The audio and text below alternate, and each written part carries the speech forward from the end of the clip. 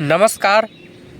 फिर से आप सभी लोगों का खबर आपका में स्वागत है। दोस्तों, आज हम चर्चा करेंगे हमारे हो लोगों में आर्थिक विकास की जो विचारधारा है उससे हम क्यों पिछड़ रहे हैं। आज इसी पर हम चर्चा करेंगे। जो हमारे हो समुदाय लोग हैं, अधिकतर हमारे पश्चिम सिंहभूम, सरायकेला खरसुआं और पूर्वी सिंहभूम में है। तो हमारे अगर इस ज़िले में अगर हम बात करते हैं तो यहाँ पे तमाम सारे खनिज पदार्थ हैं, चाहे यूरेनियम हो, चाहे अभ्रक हो, चाहे लौह अयस्क हो। तमाम सारे खनिज पदार्थ यहाँ बहुतायत से पाए जाते हैं। लेकिन अगर आप देखें तो इन जो 3 डिस्ट्रिक्ट में है, यहाँ पे आपका 20,000 25,000 से इंडस्ट्रियल है, जितना भी उद्योग धंधे हैं, लेकिन यहाँ के स्थानीय लोगों को रोज़गार के अवसर कम ही प्रदान किए गए हैं। क्योंकि अगर हम बात करें तो यहाँ पर जितने भी निजी कंपनी है, निजी क्षेत्र के उद्योग धंधे हैं, यहाँ के स्थानीय लोगों को कम ही मौका दिया जा रहा है। ये रियलिटी बात है। अगर आप देखते हैं तो इन क्षेत्रों में जहाँ जहाँ भी खनिज संपदा पाया जाता है, जैसे कि नौमुंडी में क्षेत्र में अगर आप जाते हैं तो जहाँ पे टाटा स्टील लौह अयस्क का जो खनन करती है, उसके जस्ट आपका 1 या 2 किलोमीटर दूरी या उससे कम दूरी पर भी अगर आप देखते हैं तो वहाँ के आस पड़ोस में गरीबी हद से ज़्यादा है। ये हम अपने आँखों से भी देखे हैं, और अगर आप उस क्षेत्र पे जाते हैं तो इस चीज़ आपको अपने आँख से आप देख पाइएगा। अगर आप जादूगोड़ा के क्षेत्रों में अगर आप जाते हैं तो जहाँ पे यूरेनियम की खान पाया जाता है, तो इस इलाकों में तमाम सारे लोग उसका प्रभाव से लूले लंगड़े भी जन्म लेते हैं। बहुत सारे ऐसे माताएं जो माँ नहीं बन पाती है। और जो यूरेनियम का जो आपका पिछले दिनों में जयराम महतो ने इस चीज़ को लेकर विधानसभा में काफ़ी ज़ोरों से उठाया था, तो ये अच्छी बात है। क्योंकि वहाँ का जो यूरेनियम को निकाल करके कोई दूसरे राज्यों में वहाँ पर उनको साफ किया जाता है, तो जो कचड़ा है उसको वापस झारखंड में लाकर जो जहाँ से खनन किया गया था वहीं पे इसको डाला जाता है, जो अच्छी बात नहीं है। क्योंकि यहाँ के नेताओं को इस ओर विशेष अभी तक ध्यान नहीं गया है। क्योंकि हमारा झारखंड 24 साल से ज़्यादा हो गया है अलग हुए झारखंड का, लेकिन अभी तक नेताओं का इस ओर ध्यान नहीं गया है। तो सबसे बड़ी बात है कि अगर हम जो वहाँ के जितने भी निजी क्षेत्र हैं तो कम से कम स्थानीय लोगों को मौका देना चाहिए। क्योंकि अगर स्थानीय लोग अगर वहाँ पे काम करते हैं तो वहाँ पे बहुत सारे उनको बेनिफिट मिलते हैं। अगर आप दक्षिण जैसे राज्यों में आते हैं तो जितने भी निजी क्षेत्र के कंपनियाँ हैं, चाहे कोई भी सेक्टर हो, वहाँ पर आपको स्थानीय के जो यहाँ के लोग हैं उनको ही ज़्यादा मौका दिया जाता है और वही लोग यहाँ पर काम करते हैं। ये चीज़ है। क्योंकि अभी हम लोग दक्षिण के राज्यों में हैं, तो झारखंड में भी इस तरह का चीज़ें देखने को मिलना चाहिए। अगर आप देखते हैं तो चाईबासा क्षेत्र है, चाहे सरायकेला खरसुआं हो, तो चाहे आप पूर्वी सिंहभूम के गांव जहां पर ग्रामीण क्षेत्रों में अगर आप जाते हैं तो आधा से ज़्यादा आपको बेरोजगार मिलेंगे, और आधा से ऐसे गांव आपको देखने को मिलेंगे जहां पे वो लोग पूरा गांव ही खाली होगा। क्योंकि वहां पे महिला ही पाएंगे, क्योंकि जो पुरुष होते हैं वो चीज़ मजदूरी के लिए बाहर जाते हैं।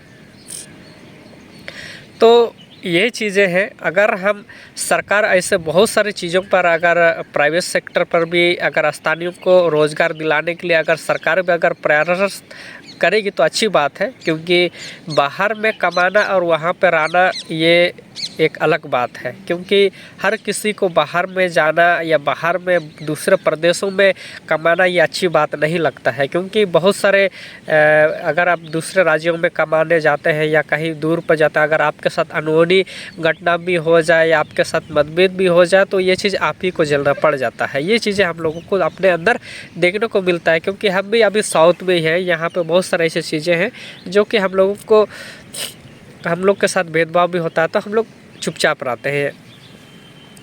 तो क्योंकि हम लोग यहाँ पे कुछ कर नहीं सकते हैं। अगर यही चीज़ें अगर हम लोग को झारखंड में अगर रोज़गार का अवसर मिलते, क्योंकि झारखंड में से बहुत सारे उद्योग धंधे हैं, क्योंकि वहाँ पे स्थानीयों को अगर मौका दिया जाए तो वो लोग कर सकते हैं।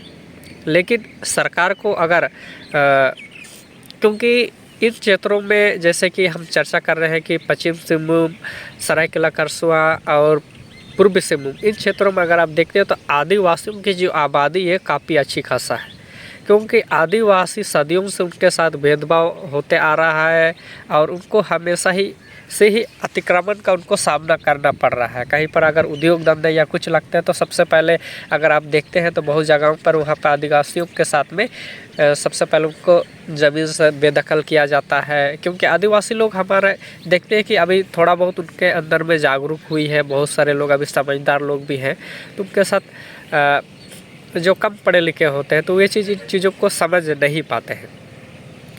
अगर सरकार चाहे तो रोज़गार के अवसर गांव में ही प्रदान कर सकते हैं। अगर आप देखते हैं तो हमारे उस क्षेत्र पे केवल साल में सबसे ज़्यादा लेवल पर अगर धान की ही खेती होती है।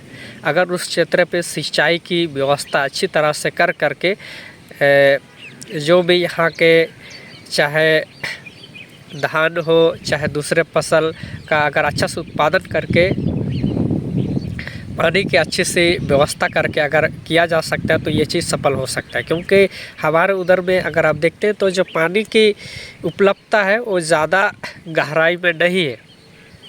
अगर जैसे कि हम लोग देखते हैं कि बहुत सारे यदि ऐसे नदी नाला है जिसमें अगर उसको हम लोग छोटे छोटे पानी को रुकने का जो इंतज़ाम होता है, जैसे छोटे डैम उसको नहीं बोलेंगे, पानी को छींकने के लिए कई बार हम लोग देखते हैं उनके छोटे छोटे नदी नालों में बने होते हैं। तो उस चीज़ों पर नदी को कम से कम, नदी के पानी को कम से कम गर्मी का मौसम तक के लिए कम से कम नदी के पानी को ही वहाँ पर अगर रोका जा करके वहाँ पर रोक करके वहाँ पर अगर हम कोई फसल को या कोई चीज़ों को बड़े लेवल पर अगर उत्पादन करके अगर सरकार हम लोग को सपोर्ट करके, क्योंकि ये चीज़ें खुद से ये चीज़ संभव नहीं है। अगर सरकार इन चीज़ों को अगर विशेष ध्यान दे करके अच्छे तरह से सपोर्ट करके अगर किसान फसल तो उपजाएंगे ही, अगर क्योंकि उनके पास अगर पानी की उपलब्धता रहेगा तो पानी की उपलब्धता रहेगा तो अच्छा से लोग खेती करेंगे। और इस फसल को बेचने के लिए अगर सरकार किसानों को हेल्प करके कहीं इसको बाहर बेचा जाए तो यहाँ के लोगों में काफ़ी आमदनी होगा और उनको बाहर जाने की ज़रूरत ही नहीं पड़ेगी। अगर आप देखते हैं साउथ के राज्यों में जैसे कि इमली यहाँ पे 200-250 रुपये किलो, और हमारे झारखंड में यही चीज़ें आपको 40 रुपया 30 रुपया में आपको मिल जाएगा, बहुत ही सस्ता में।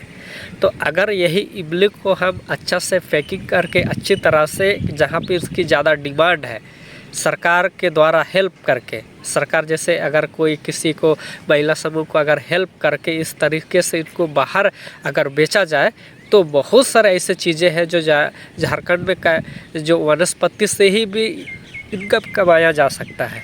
तो सरकार को इस ओर विशेष ध्यान देने की ज़रूरत है, क्योंकि बहुत सारे ऐसे अभी जैसे कि बेरोज़गारी इतना ज़्यादा है कि इन क्षेत्रों में अगर आप गांव में रहिएगा तो अगर फ्री रहिएगा तो आप बेरोज़गार ही कहलाएंगे, क्योंकि वहाँ पे रोज़गार के कोई अवसर नहीं है। अगर इस चीज़ों पर काम किया जाएगा तो हमारे उस क्षेत्रों पर कोई भी बेरोज़गार नहीं रहेंगे और सबको रोज़गार मिलेगा। तो आपको इस वीडियो पे कैसा लगा तो आप हमें कमेंट्स बॉक्स में ज़रूर बताएं। तो आज के वीडियो को हम लोग यहीं पे अंत करते हैं। धन्यवाद।